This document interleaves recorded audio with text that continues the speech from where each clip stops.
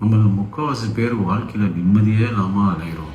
அது மெயின் காரணம் என்னன்னா, நம்மளுடைய ஃபுல் டைம் நம்ம வாழ்க்கைக்கு தேவையில்லாதவங்க, நம்ம முடிஞ்சு போச்சுன்னு நம்ம வாழ்க்கையை விட்டு போனவங்க, இது ஒத்து வராதுன்னு சொல்லி நம்மளை விட்டு பிரிஞ்சவங்க.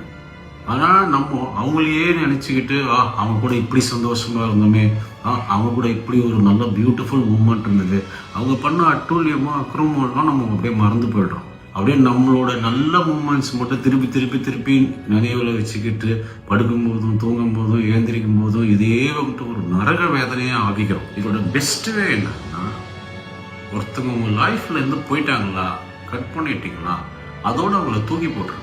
அதுக்கப்புறம் அவங்க நம்ம கூட இருந்த ஆனந்தமான நாட்கள், நம்மளோட கூட ஆனந்தமான சம்பவங்கள், இப்படி இப்படின்னு போட்டு உங்களையே நீங்கள் நரக வேதனைக்குள்ள தள்ளாதீங்க. பாபா சூப்பர் ஸ்டார் அழகாக சொல்வார், நான் இன்னையிலிருந்து உன்னை மனசுல அழிச்சிட்டேன். ஏன்னா அவங்களுக்கு உங்களை பற்றி கவலையும் இல்லை, நீங்கள் செத்தாலும் அவங்க வருத்தப்பட போகிறதும் இல்லை.